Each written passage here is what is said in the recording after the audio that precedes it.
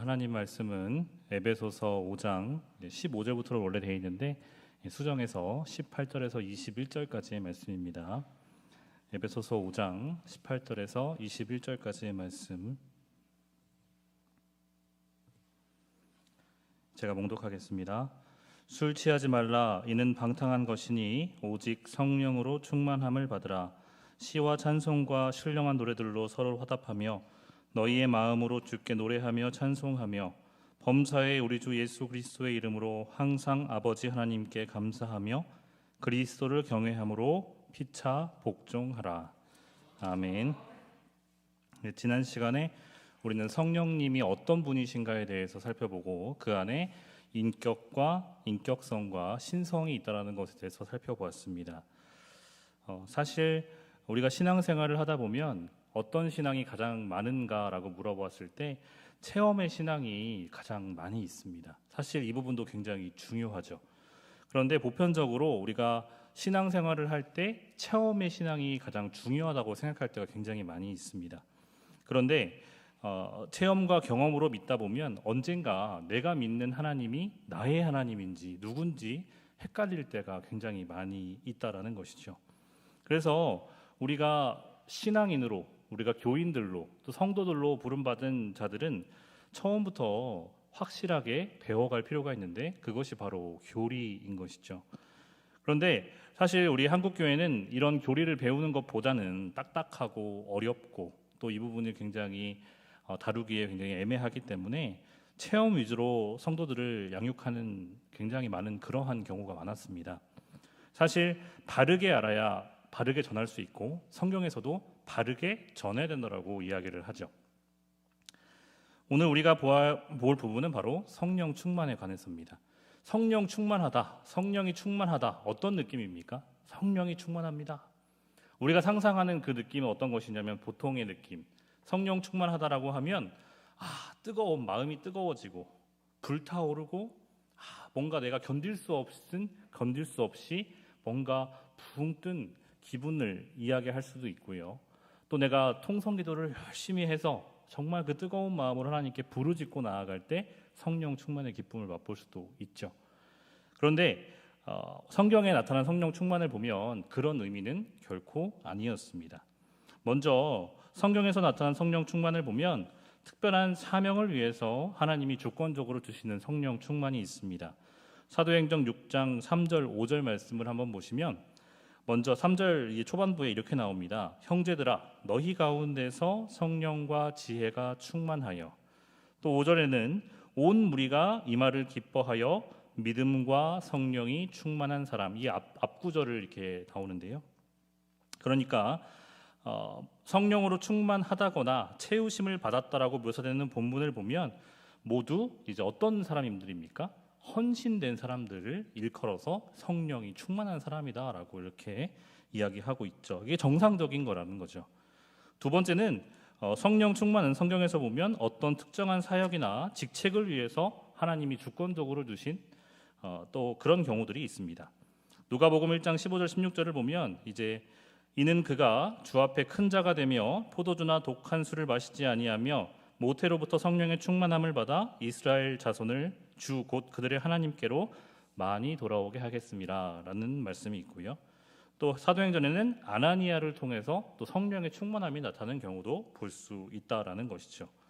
또 세 번째는 성령 충만은 일생 동안 지속되는 직분을 위해서가 아니라 즉각적으로 내가 해야 되기 위해서, 감당하기 위해서 또는 어떤 위기 상황을 준비시키기 위해 또 주어지는데 사도행전 4장 8절과 31절을 보면 베드로가 성령이 충만하여 이르되 백성과 관리들과 장로들과, 그리고 31절에는 빌기를 다하매 모인 것이 진동하더니 무리가 다 성령이 충만하여 담대히 하나님의 말씀을 전하니라. 그러니까 지금 확실하게 복음을 전해야 될 상황, 위기 상황, 성령 하나님께서 나타나서 이 위기를 타개할 상황 가운데 이렇게 주어진다라는 것이죠. 성경에 나타난 성령 충만, 특별한 사명을 위해서 하나님이 주권적으로 주신 성령 충만이 있다면 또 다른 의미에서는 그리스도인의 삶을 구체적으로 살아가는 모든 그리스도인들에게 성령으로 충만하라고 명령하시는데 바로 오늘 본문의 말씀이 그렇다라는 것이죠. 오늘 본문 5장 18절 말씀을 한번 우리 다 같이 읽어보도록 하겠습니다. 5장 18절 말씀. 술 취하지 말라. 이는 방탕한 것이니 오직 성령으로 충만함을 받으라. 아멘. 자, 여기서 우리가 주목할 단어는 원래는 이제 술 드시는 분들, 그러니까 그분들은 술 취하지 말라라는 단어에 굉장히 예민하시죠. 여기서 이건 중요한 것이 아닙니다.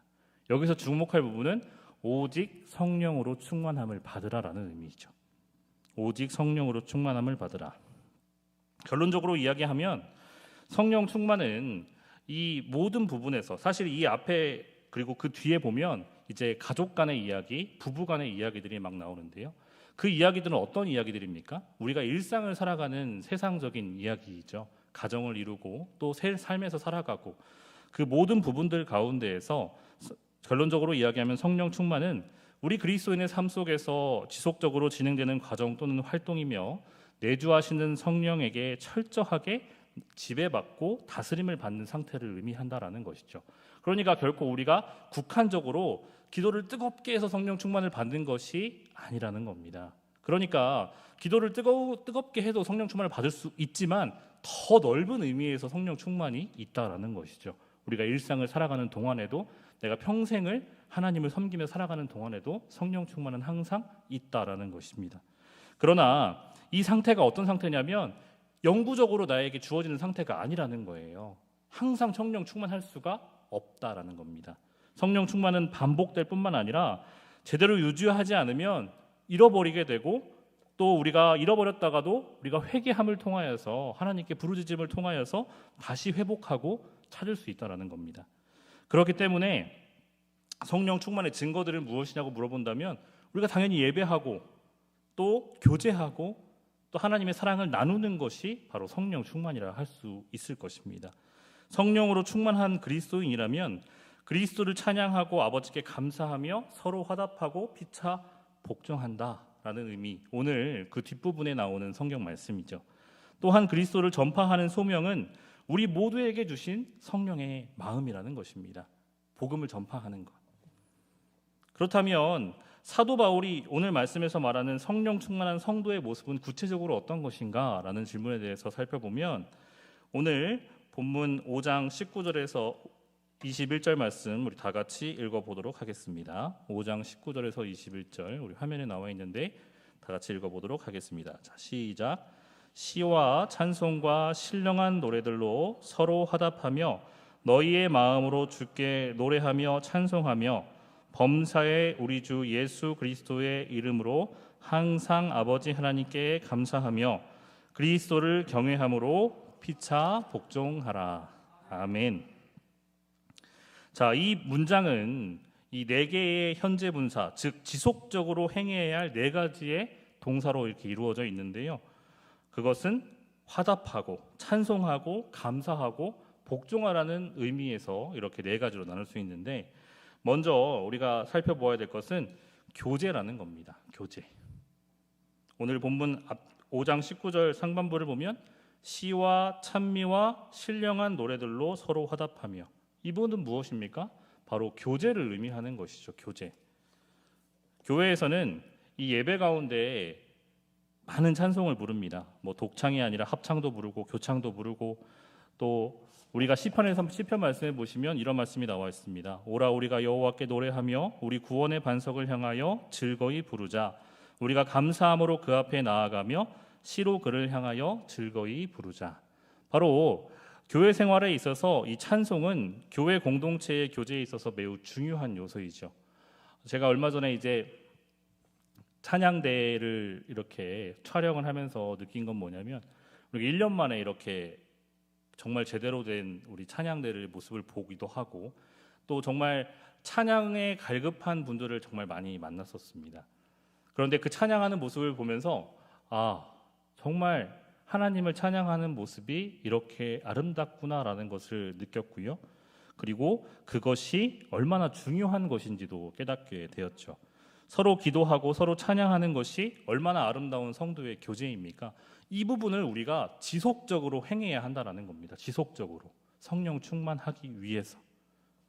성령 충만한 사람은 이렇게 시와 찬미, 신령한 노래를 부르는 공적 예배를 통하여서 이루어지는 성도의 교제. 그러니까 이게 헬라어로 하면 코이노니아겠죠. 펠로우십. 그러니까 교제를 통해서 매우 중요한 성도 간의 깊은 교제를 나눌 수 있다라는 것입니다. 두 번째로는 바로 경배입니다. 경배는 무엇입니까? 오늘 본문 5장 19절 이제 그 다음 말씀에 보시면 너희의 마음으로 주께 노래하며 찬송하며 라고 나와 있죠.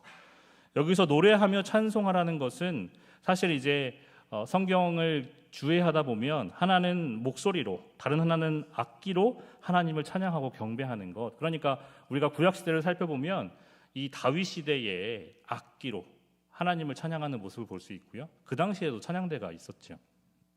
시편을 통하여 이 사실을 확인할 수 있는데 우리 능력 되신 하나님께 높이 노래하며 야곱의 하나님께 즐거이 소리할지어다. 시를 읊으며 소고를 치고 아름다운 수금에 비파를 아우를지어다. 시편 18절 1절 2절 말씀에 이렇게 나와 있습니다.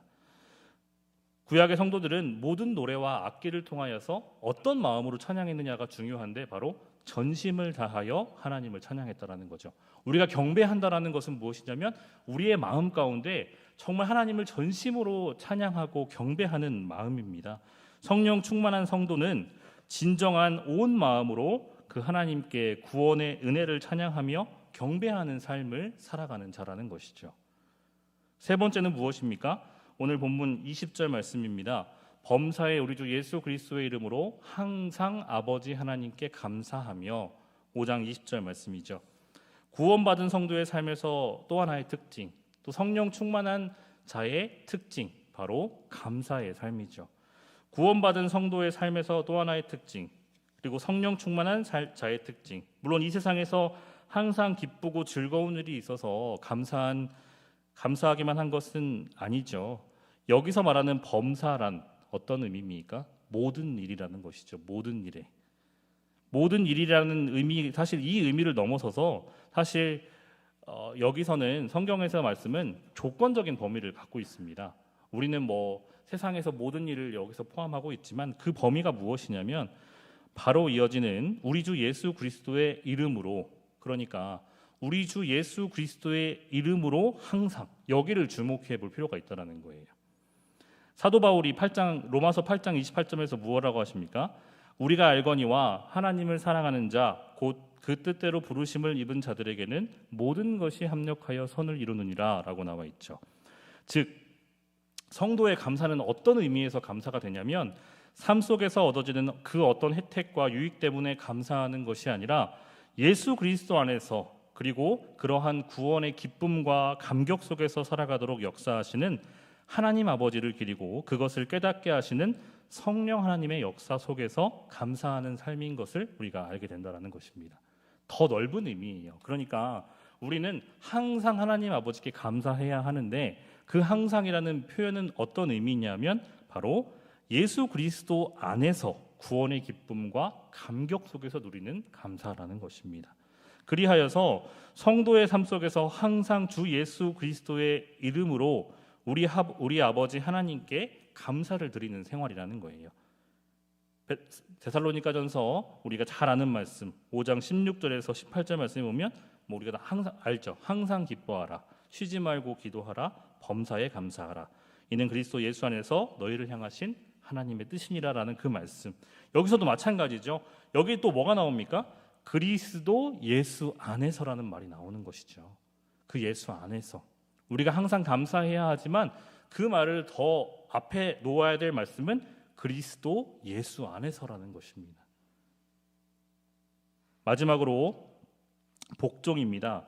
우리가 복종이라는 의미에 대해서 살펴보면 복종을 무슨 너가 나한테 복종해야 돼 이런 의미로 보는 것이 결코 아닙니다. 5장 21절 말씀, 그리스도를 경외함으로 피차 복종하라. 마지막으로 주어지는 성령 충만한 성도의 삶의 모습은 피차 복종하는 겁니다. 피차라는 말이 무엇입니까? 서로라는 거예요. 서로. 성령 충만한 사람이 자신의 영권을 믿고 강압적으로 주장하는 태도는 결코 올바르지 않다라는 거예요. 여러분, 신앙의 높낮이가 있습니까? 여러분, 우리가 교회를 오래 다녔다고 해서, 교회를 40년, 50년, 60년 다녔다고 해서 신앙의 높이가 올라가면 결코 그게 아니라는 겁니다. 여러분, 성령 충만한 자의 삶은 바로 거만하고 공격적이고 남을 무시하는 태도가 결코 아니라, 이러한 모습은 성령 충만한 성도의 모습이 결코 아니라는 거죠. 어떤 모습입니까? 그리스도를 경외하는 가운데라는 것입니다. 그리스도를 경외하는 가운데 피차 서로 복종하는 것. 어떤 말씀입니까? 성령을 베풀어 주시는 바로 그 주님을 경외하는 가운데, 여기서 제가 가로를 맞추면 어떤 단어를 넣을 수 있을까라는 말을 봤을 때 겸손하고 온유하게라는 말을 넣고 싶습니다. 겸손하고 온유하게. 즉 성령을 통하여 거듭나게 하시는 주님을 섬기는 성도이기 때문에 그 앞에서 섬길 것을 명령하는 것이지요. 겸손한 마음으로, 온유한 마음으로. 성도된 우리는 말씀으로 거듭나 성령 충만해야 하는 하나님 나라의 백성들입니다. 그러면 성령 충만하라는 명령에 충실하게 우리가 따라야죠. 하나님의 명령에. 이는 그 어떤 은사를 추구하라는 것이 아니라 우리는 항상 오늘 말씀에서 사도 바울이 명한 이 네 개의 현재 분사, 즉 지속적으로 행해야 할 이 네 가지의 행동 지침에 대해서 반드시 살펴볼 필요가 있다는 것이죠. 우리가 이것을 잘 지키고 있는가? 감사하고 있는가? 복종하고 있는가? 우리가 기뻐하고 있는가? 경배하고 있는가? 성도 간의 삶 속에서 거룩한 시와 찬미와 신령한 노래로 찬양하는 아름다운 교제에 힘써야 된다라고 말씀을 드렸습니다. 두 번째로 하나님을 마음으로부터 찬양과 경배를 해야 된다라고 말씀을 드렸고요. 세 번째로는 예수 그리스도 안에서 바로 하나님께 진심으로 감사하는 삶을 살아야 된다라고 말씀을 드렸고, 마지막으로 성도로서 피차 복종하며 섬기는 삶을 살아야 된다라고 말씀을 드렸습니다. 우리가 복종하니까 뭔가 막 강압적이거나 위압적이라고 생각하지만 결코 그런 것이 아니라는 것이죠. 성령 충만이 우리 삶 가운데 얼마나 중요한지는 요즘 시대를 보면 더욱더 알 수 있습니다. 성령이 충만하면 나에게 어떤 모습이 나타납니까? 온유해지고 겸손해지는 모습이 나타난다는 거죠. 그런데 우리가 보통 성령 충만한 사람을 살펴보면 결코 그렇지가 않아요. 뭔가 강합니다. 왜냐? 정의가 잘못됐기 때문에 그렇습니다. 성령이 충만하다고 하면 뭔가 기도를 잘하는 사람인가? 찬양을 뜨겁게 하는 사람인가? 아니죠. 모든 것이 다 포함되어 있다라는 거죠. 그런데 그 안에서 의미는 바로 예수님을 닮아가는 것, 예수님의 온유함과 겸손함을 가지고 바로 이런 네 가지의 모습들을 지켜가면서 계속해서 헌신하는 모습들이 바로 성령 충만한 자의 삶이라고 볼 수 있다라는 것이죠.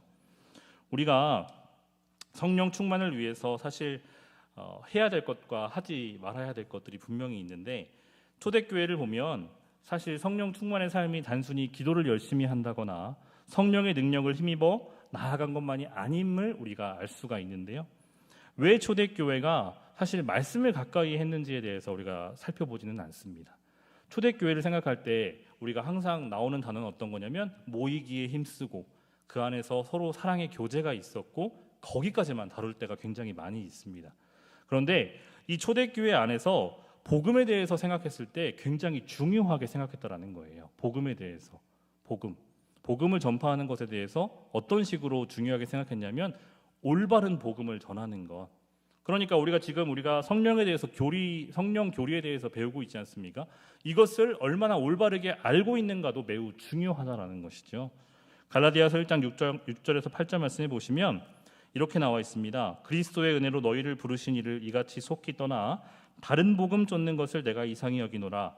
다른 복음은 없나니 다만 어떤 사람들이 너희를 요란케 하여 그리스도의 복음을 변하려 함이라. 그러나 우리나 혹 하늘로부터 온 천사라도 우리가 너희에게 전한 복음 외에 다른 복음을 전하면 저주를 받을지어다 라고 나와 있습니다. 여기서 되게 무서운 말씀이 나오죠. 우리가 너희에게 전한 복음 외에 다른 복음을 전하면 어떻게 된다고요? 저주를 받는다라고 굉장히 강한 어투로 이야기를 하고 있습니다. 교리를 모르고 엉뚱한 복음, 다른 복음을 전하면 하나님께 저주를 받는다라고 이야기를 하는 굉장히 무서운 말씀이기도 하죠. 여러분, 그렇기 때문에 성령 충만한 사람은 또 어떤 사람입니까? 바로 바르게 알고 있는 사람입니다. 그냥 우리가 아까 네 가지를 신령한 다 지킨다고 해서 되는 것이 아니라 우리는 말씀 앞에 바로 서야 한다라는 것이죠. 우리가 성경과 바른 교훈을 얼마나 열심히 공부해야 하는지에 대해서도 오늘 말씀을 통해서 알 수 있다라는 것입니다. 이렇게 올바른 예수를, 올바른 복음을 전할 수 있도록 하나님의 말씀으로 무장된 사람들, 바로 이러한 사람들이 성령 충만한 자이며 또 성령 충만으로 가는 지름길이라고 볼 수 있다라는 것이죠. 에베소서 6장 17절 말씀해 보시면 구원의 투구와 성령의 검, 곧 하나님의 말씀을 가지라라고 나와 있습니다. 올바른 교리의 숙지에서 우리가 성령 충만으로 나아가는 길이 더 가깝다라는 것이죠. 두 번째로 보면 성령 충만함을 받아 예수 그리스도의 복음을 삶으로 전한다는 것은 본문 에베소서 5장에 잘 나타나 있는데, 사도 바울이 이제 오늘 본문의 말씀에 성령 충만함을 받으라라고 이야기하지 않습니까? 여러분, 그 다음 부분을 보시면 이 아내들에게 또 남편들에게 전하는 말씀이 나옵니다. 남편들은 아내를 사랑하고 아내들아 남편들에게, 여기서도 복종하라는 표현이 나오긴 하지만, 또 자녀들아 부모에게 순종하고 부모들아 자녀들을 노엽게 하지 말라. 또 종들아 상전에게 순종하고 상전들아 종들에게 이렇게 공갈을 하지 말라. 이 성령 충만의 내용들에 대해서 이렇게 이야기를 하는데, 여러분 이 부분에 대해서 보시면 성령 충만을 받으라고 하고 이러한 부분을 넣어놓은 이유가 과연 무엇일까라고 살펴보면 어떤 삶입니까? 성령 충만에 우리가 붕 뜬 삶이 아니라 바로 일상생활이라는 거예요. 일상생활. 내가 살아가는 삶, 그러니까 내가 회사를 가든지 가정생활을 하든지 그 모든 부분이 포함된 일상적인 삶을 의미한다라는 것입니다. 우리가 일상생활에서 그리스도인다운 열매가 맺히지 않는다면 성령의 충만을 받은 사람이라고 할 수가 없겠죠. 여러분, 1907년에 어떤 운동이 일어납니까? 평양 대부흥 운동이 일어나죠. 평양 대부흥 운동이 우리에게 어떤 영향을 미칩니까? 그리스도인들이 정말 회개로 나아갔던 그 운동들. 그런데 잘 살펴보면 회개로 나아갔고 어떻게 변합니까? 삶이 변합니다. 삶이 변해요. 어떤 삶으로 변합니까? 그리스도를 향한 삶으로 변한다는 겁니다. 그렇게 변하니 어떻게 됩니까? 교회가 변합니다. 교회가 변하면 어떻게 됩니까? 나라가 변해요. 세상이 변한다라는 겁니다. 성령 충만하니까 그러한 역사들이 무궁무진하게 일어난다라는 겁니다. 그럼 우리가 반드시 알아야 될 것은 이 시대에도 성령 충만의 역사가 반드시 필요하다라는 겁니다. 어떤 성령 충만의 역사입니까? 일상에서의 회복입니다. 우리가 회복에 대해서 이야기를 하지만 우리가 일상에서 우리가 그리스도인들로서 겸손과 온유를 가지고 예수님을 닮아가는 삶을 살아가기만 한다면 바로 반드시 변할 수 있다라는 것이죠. 여러분, 그러면서 자연스럽게 이어지는 것이 이 갈라디아서의 성령의 열매 부분으로 이어지게 되는데, 갈라디아서 5장 22절 23절 말씀해 보시면 이렇게 나와 있죠. 오직 성령의 열매는 사랑과 희락과 화평과 오래 참음과 자비와 양선과 충성과 온유와 절제니 이 같은 것을 금지할 법이 없느니라. 아멘. 바로 이것이 성령 충만한 자에게서 나오는 성품들이라고 이야기를 하고 있습니다. 성령의 열매 이야기는 사실 이제 5월의 마지막 시간에 한번 다루어 보도록 하겠는데요. 사실 우리의 삶에 오늘 보시는 것처럼 이러한 열매들이 과연 맺히고 있는가? 성령의 열매는 이렇다고 하는데 성령 충만의 삶을 살아간다면 사랑, 희락, 화평, 오래 참음, 자비, 양선, 충성, 온유, 절제 이러한 것들이 나타난다고 하는데 우리 삶에 이러한 것들이 이루어지고 있는지에 대해서 살펴볼 필요가 있다는 것이죠. 우리 삶 속에서 이러한 용서 혹은 사랑, 인내, 자비 이러한 것들이 나타나고 있습니까? 아니면 우리의 불편함을 해소하기 위해서 남을 깎아내리고 남을 무시하고 혹은 이러한 것들이 이루어지고 있습니까? 여러분, 성령 충만으로 살아가는 사람들 결국 거룩한 삶을 살기 위해서 성령 충만으로 나아가는 것이죠. 우리가 끝까지 하나님을 믿고 고백하고 나아가는 것, 바로 이러한 삶을 살라고 하나님께서 명령해 주셨는데 우리는 과연 어떠한 삶을 살아가고 있을까요? 예수라는 줄기에 붙어있는 자들은 당연히 열매가 맺히게 되어 있는데 말씀과 훈련 속에서 성도는 예수 그리스도의 성품을 배우고 익히게 되며 그러한 성도의 모습을 우리는 성령 충만한 자의 모습이라고 볼 수 있겠죠. 핵심 요점은 무엇이냐 하면 매일매일의 삶 속에서 하나님을 붙잡고 나아가는 모습, 말씀을 붙잡고 나아가는 모습, 주님과 매일매일의 삶 속에서 교제하는 모습이 성령 충만의 모습이라 할 수 있을 것입니다. 그리고 이것들이 영향력을 끼치게 되어 있죠. 이웃들에게. 그런데 이 오늘날 그리스도인들은 어떤 삶을 살아가는 사람들이 많이 있냐면, 사람들은 이 예수라는, 만약에 예수님을 머리로 비유하면 머리가 지시하는 대로 움직이지 않는 것 같습니다. 머리가 지시하는 대로 움직이지 않는 것, 성령의 충만함을 받으라는 그 주님의 명령을 우리가 어떻게 안 지키냐면, 숟가락을 집어서 입으로 넣으라는 이 머리의 명령, 그러니까 예수님의 명령을 손이 따라주지 못해서 제대로 밥도 못 먹는다라는 것이죠. 오늘날 그리스도인이 그렇다는데 어떻게 의미할 수 있냐면, 예수님이 시키는 일을 전혀 따라하지 않는 우리들, 그게 오늘날 우리의 교회의 모습들일 수도 있다라고 생각을 합니다. 우리는 성령 충만을 이야기할 때 너무나 단편적으로 이야기할 때가 너무 많이 있습니다. 삶 속에서 예수님의 요구와 명령을 지켜나가는 것, 그것이 성령 충만인데, 거룩을 향해 자라가라는 예수님의 요구와 명령에는 전혀 관심 없는 이들이 어떻게 성령 충만에 대해서 이야기할 수 있을까요? 성도는 예수님을 주와 내 주로, 내 그리스도로 시인을 해야 하는데, 자신을 구원하신 메시아 그리스도로는 인정을 해도 예수님을 삶 속에서 나의 주인으로는 생각하지 않는다라는 것이 요즘 시대에 너무나도 많이 보이기 때문입니다. 요즘 시대의 삶의 주인은 누구입니까? 나 자신이 될 때가 너무나도 많이 있다라는 거죠. 내 삶, 나의 삶, 내 주변의 삶. 아까 성령 충만함은 그 성령님의 그 거룩하심이 나에게 다가와서 그 성령님의 지배 가운데 내가 살아가는 것인데, 나의 삶은 내가 지배하는 삶이 너무나도 많이 있다라는 거죠. 주님 앞에 내 모습을 내려놓고 나아가야 하는 삶이어야 하지만, 그것이 아니라 내 중심의 삶, 내가 하고 싶은 대로, 내가 신앙생활을 하고 싶은 대로 하는 삶이 너무나도 많이 있다라는 겁니다. 여러분, 그것이 어떤 복음이냐면 반쪽짜리라는 거예요. 내가 주님 앞에 정말 무릎 꿇고 엎드려서 회개하고 내가 구원함을 받았지만, 결국 내 자신의 삶 방식대로, 내 자신이 원하는 대로 신앙생활을 하는 것.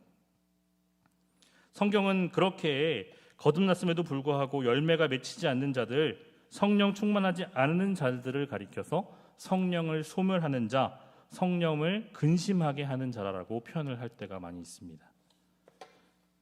데살로니가전서 5장 19절 말씀에 보면 성령을 소멸하지 말며 라고 나와 있죠. 소멸치 말며. 에베소서 4장 30절을 보면 하나님의 성령을 근심하게 하지 말라, 그 안에서 너희가 구원의 날까지 인치심을 받았느니라 라고 나와 있습니다. 요즘 교회 신앙생활을 하다 보면 무력감을 느낄 때가 너무나도 많이 있습니다. 코로나19로 인해서 무력감을 느낄 때가 더욱더 내 삶에 다가올 때가 너무나도 많이 있습니다. 모이기도 힘들고, 예배를 드리기도 힘들고, 또 기도를 해도 잘 되지 않고, 이러한 것들이 내 삶에 다가올 때가 많이 있지만, 우리 새감교회 성도님들은 부디 주님의 긍휼하심으로 성령을 소멸하고 성령을 근심케 하는 자들이 아니라, 오늘 말씀드린 것처럼 성령의 충만함을 입은 삶 속에서 성령의 충만함을 지키며 나아가시는 새감교회 성도님들이 되시기를 간절히 소망합니다.